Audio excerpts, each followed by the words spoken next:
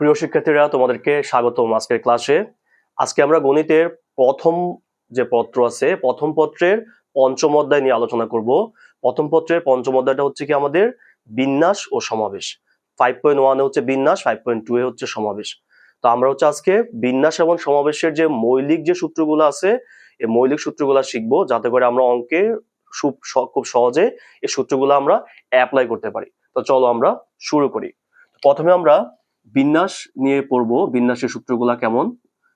ফার্স্টে আমরা বিন্যাস কি বোঝায় এটা একটু আমরা শিখি। বিন্যাসকে আমরা ইংলিশে কি বলি? আমরা বিন্যাসকে ইংলিশে আমরা বলি পারমুটেশন বলি। আমি যদি এক লাইনে বলি যে বিন্যাস আসলে কি বোঝায়, বিন্যাস হচ্ছে কোনো কিছুকে সাজানো বোঝায়। কি বললাম? বিন্যাস মানে হলো কোনো কিছুকে সাজানো। কোনো কিছুকে সাজানোকে আমরা হচ্ছে বিন্যাস বলবো। যেমন ধরো তোমার কাছে তিনটা বর্ণ আছে, যে এ বি সি। তুমি এই তিনটা বর্ণকে কয়ভাবে সাজাইতে পারো? তুমি এ কে এখানে রাখছো, বি কে এখানে রাখছো, সি কে এখানে রাখছো। তুমি চাইলে এ কে প্রথমে রাখা সি 3 নাম্বার থেকে 2 নাম্বারে নিয়ে আসতে পারো, আর বি কি করতে পারো 2 নাম্বার থেকে 3 নাম্বারে নিতে পারো। এটাও কিন্তু একভাবে সাজানো হয়েছে। আচ্ছা, এবার আমি কি করতে পারি? দেখো, বি কে প্রথমে আনতে পারি, এ কে দ্বিতীয় নিতে পারি, সি কে তৃতীয় নিতে পারি। বি কে কি করলাম? প্রথমে আনলাম, এ কে দ্বিতীয় রাখলাম, সি কে আমি 3 নাম্বারে রাখলাম। পরে আমি এটাও করতে পারি যে বি কে প্রথমে রাখলাম, সি কে 2 নাম্বারে রাখলাম, এ কে 3 নাম্বারে রাখলাম। এটাও কিন্তু একভাবে সাজানো হয়েছে। আমি এটাও করতে পারি, দেখো, যে সি কে এখানে রাখতে পারি, এ কে এখানে রাখতে পারি, বি কে এখানে রাখতে পারি, অথবা সি কে এখানে রাখতে পারি, বি কে এখানে রাখতে পারি, এ কে এখানে রাখতে পারি। তাহলে আমরা কি শিখলাম? দেখো, আমরা শিখলাম যে তোমার এখানে তিনটা বর্ণ বা তিনটা বস্তু বা তিনটা উপাদান, আমরা যাই বলি, এগুলো যদি ভিন্ন ভিন্ন হয়, মানে কেউ যদি কারোর সাথে মিল না থাকে আর কি, দেখতে এরকম ভিন্ন ভিন্ন, মানে হচ্ছে কি সবগুলা আলাদা আলাদা হবে দেখতে। দেখো, তাহলে আমরা কি করছি? তিনটা ভিন্ন ভিন্ন যেই উপাদান ছিল, এগুলাকে আমরা 6 ভাবে বিন্যাস করছি। হ্যাঁ, তাহলে আমরা যদি একটু শিখি, দেখো, যে তিনটি ভিন্ন ভিন্ন যে বস্তু, দেখো, ভিন্ন ভিন্ন বস্তুকে আমরা কি কয়ভাবে বিন্যাস করছি? আমরা 6 ভাবে বিন্যাস বাকি করছি, আমরা সাজাইছি আর কি। হ্যাঁ, 6 ভাবে। দেখো, 6 কে আমরা কি লিখতে পারি? 3 into 2 into 1, অর্থাৎ 3 ফ্যাক্টোরিয়াল। তাহলে আমরা হচ্ছে, দেখো, আমরা হচ্ছে তিনটা ভিন্ন ভিন্ন বস্তুকে আমরা কয়ভাবে বিন্যাস করলাম? আমরা 3 ফ্যাক্টোরিয়াল ভাবে বিন্যাস করলাম। তাহলে তোমার কাছে যতটা উপাদান থাকবে ভিন্ন ভিন্ন, তুমি ততটা উপাদান যদি নাও, অর্থাৎ সবগুলাই যদি নাও তুমি, তত ফ্যাক্টোরিয়াল ভাবে বিন্যাস করতে পারবা। তাহলে তিনটা ভিন্ন ভিন্ন বস্তুকে যদি আমরা 3 ফ্যাক্টোরিয়াল ভাবে বিন্যাস করতে পারি, তো আমার কাছে যদি 10টা ভিন্ন ভিন্ন বস্তু থাকে, আমরা যদি 10টা বস্তু দিয়ে বিন্যাস করি, তাহলে আনসার কত হবে? 10 ফ্যাক্টোরিয়াল হবে। অর্থাৎ যতটা উপাদান থাকবে তত ফ্যাক্টোরিয়াল যদি ভিন্ন ভিন্ন হয়।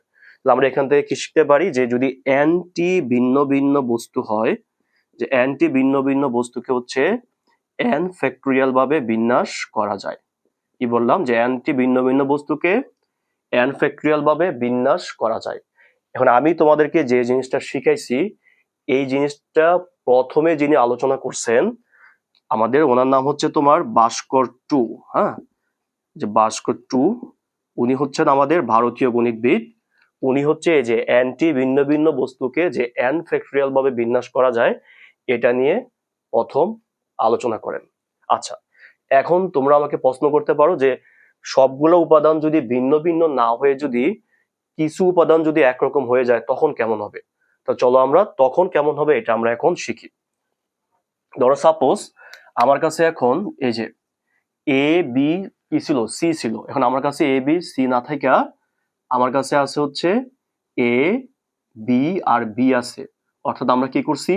এই সিটাকে আমরা বি বানায় ফেলছি। মানে আমার কাছে তিনটা উপাদানই আছে, কিন্তু এর মধ্যে দুইটা উপাদান কি দেখতে একই রকম বা হচ্ছে কি সেম। দেখো, এই যে এ বি বি, আমি কি করছি? এই সিটাকে আমরা বি বানাইছি। বি বানানোর কারণে আমাদের কি হয়েছে? উপাদান হচ্ছে আমাদের কত? এ বি বি, অর্থাৎ সিটাকে আমরা বি বানাইছি। তাহলে দেখো তো এখন বিন্যাসটা কেমন হয়েছে। এখন আমাদের কত হয় দেখো, এই যে আমরা যদি সি গুলাকে যদি বি বানাই তাহলে প্রথমটা হবে এ বি বি, এই যে আমরা সিটাকে বি বানাইছি। হ্যাঁ, অর্থাৎ তুমি জাস্ট সি গুলাকে বি বানাইবা, কারণ তোমার কাছে সি নাই, সি এর পরিবর্তে কি আছে, বি আছে। তাহলে এখন এটাকে কি লিখবা, এ বি বি। আচ্ছা, সিটাকে বি বানাইছে, এই যে সিটাকে, এখানে এই যে বি প্রথমে আছে, সি লাস্টে আছে। সো আমরা হচ্ছে এখন সিটাকে বি বানাবো, আমরা হচ্ছে সিটাকে বি বানাবো, আমরা হচ্ছে এই যে প্রথমে আসলো, এই যে সি প্রথমে আসলো, এটাকে বি বানাবো, আমরা হচ্ছে সিটাকে বি বানাবো। আচ্ছা, বানাইলাম। এখন তুমি দেখো তো, আগে যেমন 6টা বিন্যাস বা 6 ভাবে সাজাইছো, এখন কি আসলে 6 ভাবে সাজানো হয়েছে কিনা? আসলে 6 ভাবে হয় নাই। কেন হয় নাই দেখো, তুমি যে এই যে 2টা বিন্যাস বা যে সাজাইছো, এই 2টা আসলে একটা সাজানো হয়েছে। কারণ দেখো, এটা আর এটা কি একই রকম দেখতে, সেম। দেখো, তুমি যে এটা আর এটা সাজাইছো, 2টা আসলে একই রকম সাজানো, হ্যাঁ, একাধিক সাজানো হয় নাই। সেম, এই 2টাও দেখো একই রকম। তাহলে আমরা দেখো, যখন অনেকগুলো উপাদানের মধ্যে কিছু উপাদান যখন একই রকম হবে, তখন বিন্যাস কম হয়ে যাবে। যেমন এখানে 3টা যখন ভিন্ন ভিন্ন ছিল, বিন্যাস ছিল কয়টা, 6টা। আর 3টার মধ্যে যখন দেখো, এই যে 2টা যখন একরকম হয়েছে, তখন বিন্যাস হয়েছে কয়টা, 3টা। কারণ কি, এই 2টা একটা, এই 2টা একটা, কি এই 2টা একটা। তাহলে আমরা কি শিখলাম এখানে, যে যদি উপাদান একই রকম হয় তাহলে কি হবে, বিন্যাসটা কমে যাবে। এখন দেখো, আমরা যদি এখানে আরেকটা ঐকিক নিয়ম করি, একটু খেয়াল করে দেখো, এখানে প্রত্যেক 2টা বিন্যাস, কয়টা বিন্যাস হয়েছে আসলে, একটা বিন্যাস হয়েছে। আচ্ছা, তাহলে আমরা কি লিখতেছি দেখো, যে 2টি বিন্যাসে, যদি আমরা ঐকিক নিয়ম করি আর কি, হ্যাঁ, 2টি বিন্যাসে বিন্যাস হয়েছে আমাদের কয়টা, একটা। তাহলে আমরা যদি ঐকিক নিয়ম করি যে একটি বিন্যাসে বিন্যাস হয় 1/2টা, কারণ আমাদের এখানে উপাদান ছিল কয়টা, উপাদান ছিল তোমার 3টা। তো আমরা বলছি 3টা উপাদান দিয়ে বিন্যাস করা যায় তো কয়টা, 3 ফ্যাক্টোরিয়ালটা। তাহলে 3 ফ্যাক্টোরিয়ালটা বিন্যাসের জন্য বিন্যাস হয় 3 ফ্যাক্টোরিয়াল বাই 2। আচ্ছা, আমি এগুলো একটু মুছে দিচ্ছি তোমাদের বোঝার সুবিধার্থে। 3 ফ্যাক্টোরিয়াল বাই কত লিখলাম আমরা, 2 লিখলাম। ওকে, এবার 2 কে আমরা কি লিখতে পারি বলো, 2 কে আমরা অবশ্যই লিখতে পারি যে 2 into 1। সো 2 into 1 কে আমরা কি লিখতে পারি, 2 ফ্যাক্টোরিয়াল লিখতে পারি। তাহলে আমরা এখান থেকে কি শিখলাম দেখো, আমরা এখান থেকে শিখলাম, ধরো কোনো উপাদানের মধ্যে, দেখো মোট উপাদানের মধ্যে যদি কিছু উপাদান যদি হয় একরকম দেখতে, তো এটার আনসার হবে মোট যতটা বস্তু আছে, মোট বস্তুর ফ্যাক্টোরিয়াল ডিভাইডেড বাই হইতাছে যতটা হচ্ছে একই রকম হবে বা সেম হবে, ওই সেম গুলার ফ্যাক্টোরিয়াল আমরা কি করব, নিচে ভাগ করব। এখন আমরা কেন সেম ফ্যাক্টোরিয়াল হলে নিচে ভাগ করি, কারণ ওই তত ফ্যাক্টোরিয়ালটা বিন্যাসের জন্য আসলে একটা বিন্যাস হবে। হ্যাঁ, তাহলে তত ফ্যাক্টোরিয়ালটা বিন্যাসের জন্য বিন্যাস হবে একটা, তাহলে একটার জন্য হবে 1/ততটা। আর মোট যতটা থাকবে, যে মোট ফ্যাক্টোরিয়াল বাই হচ্ছে সমজাতীয় গুলা ফ্যাক্টোরিয়াল। অর্থাৎ কোন উপাদানের মধ্যে যদি একাধিক উপাদান থাকে, তাহলে মোট বস্তু ফ্যাক্টোরিয়াল বাই হচ্ছে কি, সমজাতীয় গুলা ফ্যাক্টোরিয়াল। যেমন আমরা একটা এক্সাম্পল দেই, ধরো আমার যে নামটা বিল্লাল, BILLAL, বিল্লাল। হ্যাঁ, তো এটাকে আমাদের সাজানোর উপায় দেখো, বা সাজানোর উপায়, আমি এই সংখ্যাটাকে, আমার যে নামের সংখ্যাটাকে আমরা কয়ভাবে সাজাইতে পারি। তো ফার্স্টে আমরা দেখবো যে এখানে কয়টা উপাদান আছে। দেখো, এখানের মধ্যে তোমার উপাদান আছে আমার কয়টা, 6টা, কারণ 6টা বর্ণ আছে। তাহলে আমরা লিখবো 6 ফ্যাক্টোরিয়াল। 6টা যেহেতু উপাদান আছে, আমরা কি লিখবো, 6 ফ্যাক্টোরিয়াল লিখবো।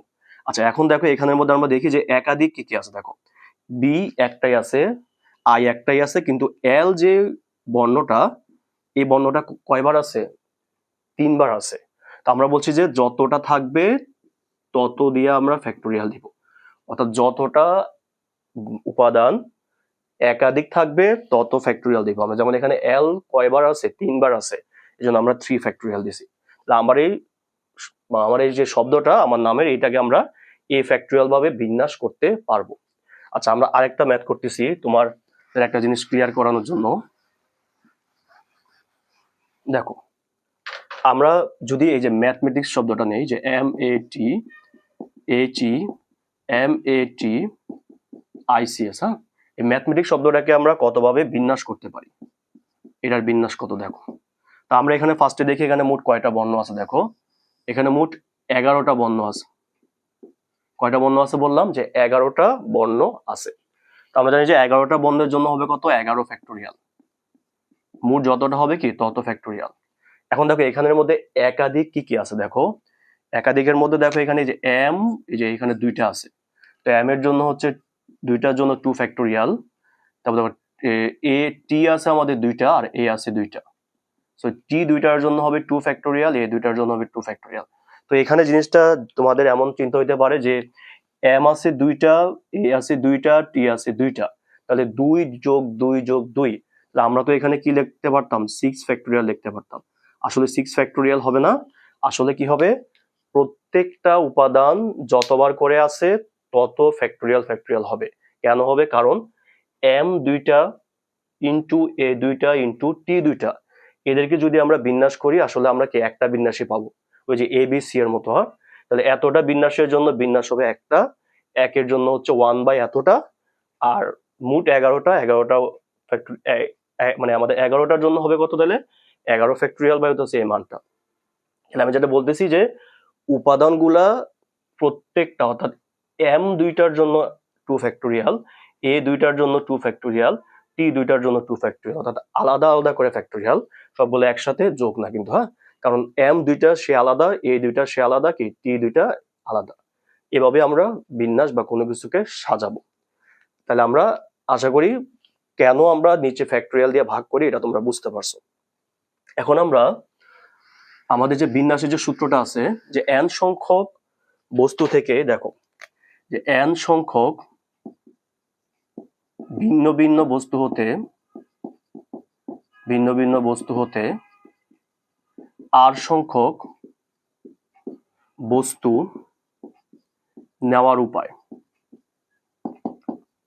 এটাকে আমরা গণিতের ভাষায় লিখি যে NP/r দিয়ে লিখি আর কি। হ্যাঁ, কি লিখি আমরা, NP/r দিয়ে লিখি, যে n সংখ্যক ভিন্ন ভিন্ন বস্তু থেকে r সংখ্যক ভিন্ন ভিন্ন বস্তু নেওয়ার উপায় কত, NP/r। আচ্ছা, এখন এই NP/r এর আমরা সূত্রটা প্রমাণ করি একটু আর কি। হ্যাঁ, দেখো আমরা ধরো আমার কাছে n সংখ্যক ভিন্ন ভিন্ন বস্তু আছে, তাহলে আমরা দেখো আমার কাছে ধরো প্রথম একটা ঘর আছে, দ্বিতীয় একটা ঘর আছে, তৃতীয় একটা ঘর আছে আর কি। হ্যাঁ, বা এটাকে আমরা প্রথম খালি ঘর বলতে পারি বা শূন্যস্থান বলতে পারি। দেখো প্রথম ঘরটাকে আমরা কি করতে পারি, আমরা যে তোমার কাছে nটা উপাদান আছে, ধর তোমার কাছে 10টা কলম আছে, তা তুমি কি করতে পারবা, 10টা কলমের যে কোনো একটা কলমকে এখানে রাখতে পারবা। তাহলে প্রথম ঘরটাকে আমরা n সংখ্যক উপাদান দিয়ে পূরণ করতে পারবো, কারণ আমার কাছে তো nটা উপাদান আছে। তা আমি চাইলে প্রথম ঘরে আমরা কি সবগুলাকে আনতে পারবো, nটা থেকে আমি কি nটাই আনতে পারবো, 10টা থাকলে 10টাই আনতে পারবো, 20টা থাকলে কি আমরা 20টাই আনতে পারবো।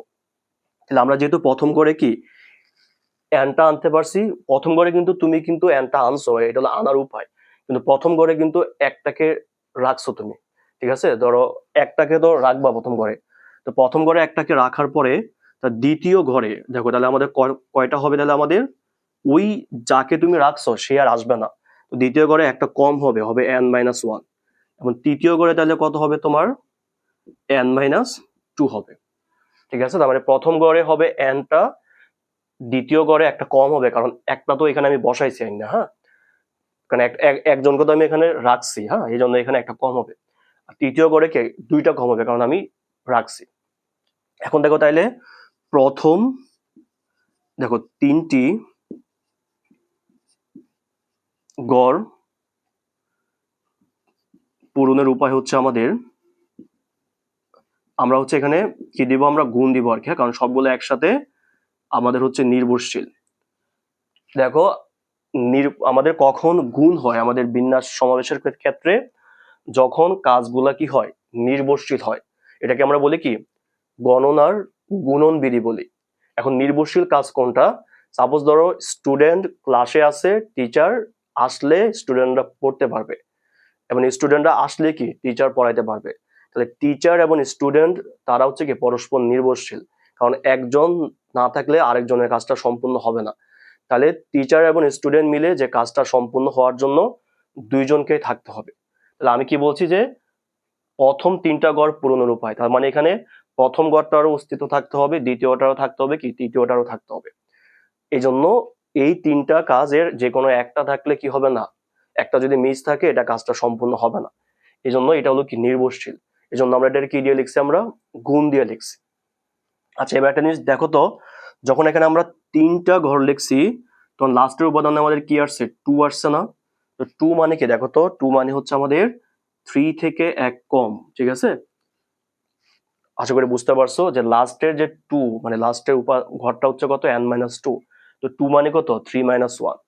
আমাদের কাছে উপাদান আছে কয়টা, n টা, আমরা নিব কয়টা, 8টা। তাহলে এখন দেখো n হতে r সংখ্যক নেওয়ার উপায়, r সংখ্যক কি নেওয়ার উপায়, তাহলে কত হবে, তাহলে প্রথমটা হবে n, পরেরটা হবে n-1, পরেরটা হবে n-2। এভাবে করে করে দেখো যে তোমার কাছে r সংখ্যক আছে। তুমি একটু দেখো, আমি যখন 3টা ঘরের জন্য, তাহলে আমরা এখানে কি লিখতে পারি, আমি একটু এক লাইন বাড়ায় লিখতেছি তোমাদের বোঝার সুবিধার্থে। এই যে এভাবে লিখতে পারি n-3-1 লিখতে পারি। হ্যাঁ, কত লিখতে পারি আমরা, এই যে এখানে 3-1। সো আমরা তাহলে এই n মাইনাস লাস্টের ঘরটাকে আমি কি লিখছি, 2টাকে লিখছি 3-1। তাহলে এখানে যেহেতু r সংখ্যক আমাদের ঘর থাকবে, তাহলে আমরা কি লিখবো, আমরা এখানে n মাইনাস, দেখো এখানে আমরা 2 ছিল, আমরা লিখছি 3-1। তাহলে এখানে r আছে, যে 3টার জন্য কি লিখছি আমরা 2, তাহলে rটার জন্য কি লিখবো আমরা এখানে r-1 লিখবো আমরা। বুঝতে পারছো তো না? 3টা ঘরের জন্য আমরা এখানে কত লিখছি, 2 লিখছি, মানে এখানে যত, এখানে তার চেয়ে একটা কম।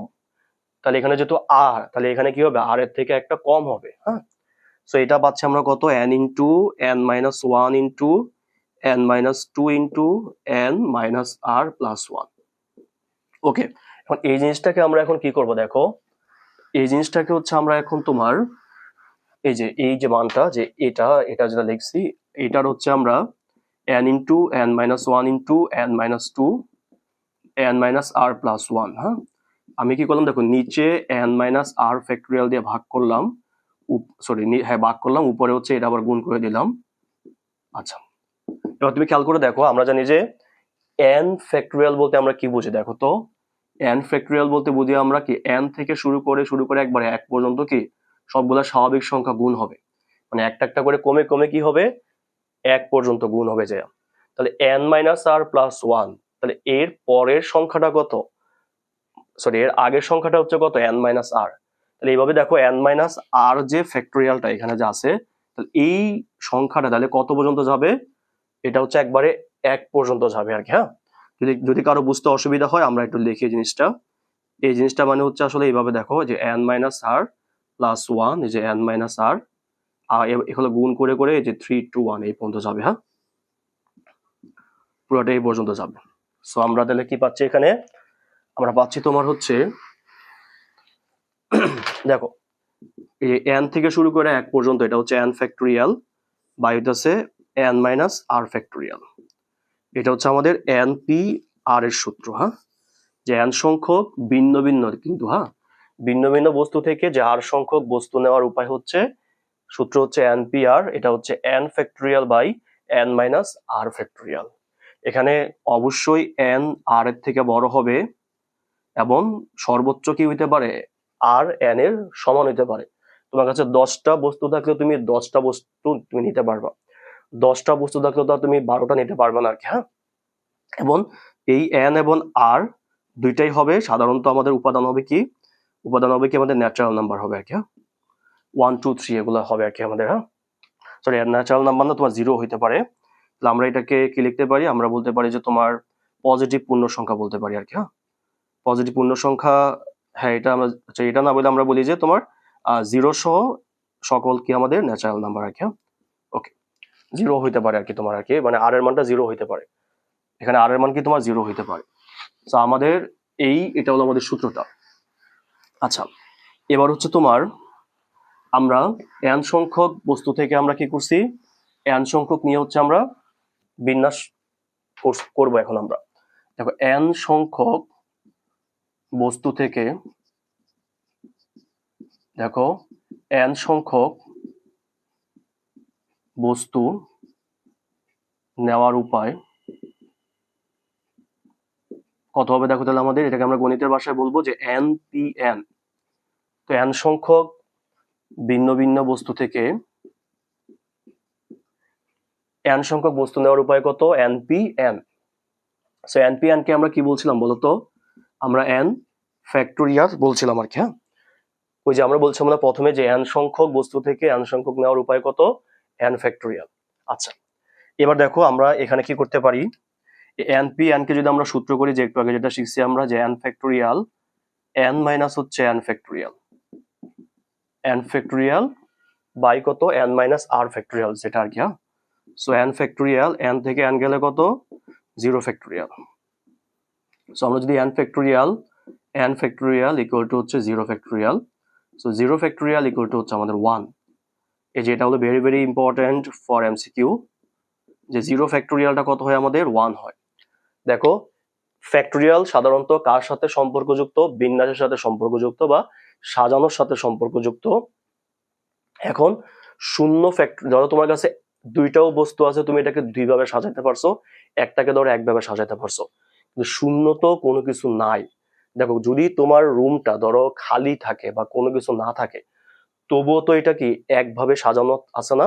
সেটা হলো কি খালি ভাবে, খালিও কিন্তু একটা উপায়। ঠিক আছে, এই জন্য আমরা বলি কি 0 ফ্যাক্টোরিয়াল ইকুয়াল টু আমরা 1 বলি আমরা। আচ্ছা, এই জন্য 0 ফ্যাক্টোরিয়াল কত? 1। এখন আমরা একটা জিনিস শিখবো, সেটা হচ্ছে ঋণাত্মক সংখ্যার ফ্যাক্টোরিয়ালটা কত হয় আর কি। হ্যাঁ, যে ঋণাত্মক সংখ্যার ফ্যাক্টোরিয়ালটা কত হয়। ধরো আমাদেরকে বের করতে হবে যে -1 এই ফ্যাক্টোরিয়ালটা আসলে কত। তো লেখা আমরা জানি হচ্ছে তোমার n ফ্যাক্টোরিয়ালকে আমরা কি লিখতে পারি বলতো? আমরা n into n minus 1 factorial লিখতে পারি। যদি কেউ না বুঝো, দেখো 4 সমান কত? 4 ইন্টু 3 ইন্টু 2 ইন্টু 1, তাহলে 4 ইন্টু কত হবে? 3 ফ্যাক্টোরিয়াল। তো 4 ইন্টু 3 কে লিখতে পারি কত আমরা? 4 মাইনাস 1 ফ্যাক্টোরিয়াল। তাহলে কোনো একটা সংখ্যার ফ্যাক্টোরিয়াল মানে হচ্ছে, ওই সংখ্যা ইন্টু ওই সংখ্যা মাইনাস 1 ফ্যাক্টোরিয়াল। এই জন্য n ফ্যাক্টোরিয়াল কত? n into n minus 1 factorial. এখন আমরা যদি n এর জায়গায় যদি আমরা 0 বসাই, n এর জায়গায় 0 বসাইলে হবে 0 factorial equal to 0 into 0 minus 1 factorial. So 0 factorial মানে হচ্ছে 1, এটা হলো এটা। সো মাইনাস 1 ফ্যাক্টোরিয়াল হচ্ছে 1/0। দেখো এই যে 0 ফ্যাক্টোরিয়াল 1 আমরা একটু আগে প্রমাণ করছি, তাহলে 0 আর 0 থেকে -1 গেল হচ্ছে -1, তাহলে -1 ফ্যাক্টোরিয়াল কত হবে? 1/0। আমরা জানি যে কোনো সংখ্যাকে 0 দ্বারা ভাগ করলে এটা কি বলি আমরা? অসংজ্ঞায়িত বলি আর কি। হ্যাঁ, তার মানে নেগেটিভ সংখ্যার হচ্ছে কি হয় না, আসলে সহজ করে যদি বলি আমরা, ঋণাত্মক সংখ্যার আসলে ফ্যাক্টোরিয়াল হয় না। এটা হলো ফ্যাক্টোরিয়ালের ক্ষেত্রে আসলে সংজ্ঞায়িত না। ঠিক আছে, আর এই ঋণাত্মক সংখ্যার ফ্যাক্টোরিয়াল করার জন্য আমাদের অনার্সের বইয়ে বা অনার্সে আমাদের গামা ফাংশন নামক একটা ফাংশন আছে। এই গামা ফাংশন দিয়েও এটা বের করা যায় যে ঋণাত্মক সংখ্যার ফ্যাক্টোরিয়ালটা কেন আমরা অসংজ্ঞায়িত বলি আর কি। হ্যাঁ, এটা গামা ফাংশন নামে একটা ফাংশন আছে, এটা হলো আমাদের অনার্সের বই আছে। তাহলে আমরা যদি সহজ করে যদি বলি যে ঋণাত্মক সংখ্যাগুলোর যে ফ্যাক্টোরিয়াল যদি দেয়, সেটা আসলে আমরা বের করতে পারবো না, বা সেটা হচ্ছে আসলে সংজ্ঞায়িত না, আসলে অসংজ্ঞায়িত। কারণ আমরা বলছি ফ্যাক্টোরিয়ালটা হচ্ছে আমাদের বস্তু জগতের সাথে সম্পর্কযুক্ত। বস্তু জগৎ কোনো কিছু নাই থাকতে পারে বা খালি থাকতে পারে, কিন্তু বস্তু কখনো কি হইতে পারে না? ঋণাত্মক হতে পারে না। এই জন্য ঋণাত্মক সংখ্যার ফ্যাক্টোরিয়ালটা হচ্ছে কি আমাদের অসংজ্ঞায়িত বলবো। আচ্ছা, বিন্যাস সে আমি যা যা পড়াইলাম, এটা হচ্ছে আমাদের বিন্যাসের মৌলিক ব্যাপারগুলা, মানে ম্যাথ করার জন্য আমাদেরকে এগুলা পারতে হবে আর কি। এগুলা পারলে আশা করি তোমরা ম্যাথ ইজিলি করে ফেলতে পারবা। এখন আমরা যেটা শিখবো সেটা হচ্ছে সমাবেশ। দেখো, সমাবেশকে ইংলিশে আমরা কি বলি? আমরা কম্বিনেশন বলি। সমাবেশকে আমরা কি বলি? কম্বিনেশন বলি। দেখো, সমাবেশ হচ্ছে এক বিন্যাস এবং সমাবেশের মধ্যে মৌলিক পার্থক্যটা কোথায়? দেখো, এই বিন্যাস আর সমাবেশের মূল পার্থক্যটা কোথায়, এটা যদি আমরা বুঝতে পারি, তাহলে আমরা দুইটার মধ্যে খুব ইজিলি পার্থক্য করে আমরা ম্যাথ করতে পারবো আর কি। হ্যাঁ, দেখো, বিন্যাসের মধ্যে হচ্ছে ক্রম পরিবর্তন করলে, মানে তাদের নিজেদের মধ্যে এক্সচেঞ্জ করলে, ক্রম পরিবর্তন করলে হচ্ছে বিন্যাস হবে। আর সমাবেশে হচ্ছে ক্রম চেঞ্জ করলে সমাবেশ হবে না। ঠিক আছে, যেমন ধরো তোমার তিনজন বন্ধু আছে, যে এ বি সি, তিনজন বন্ধু।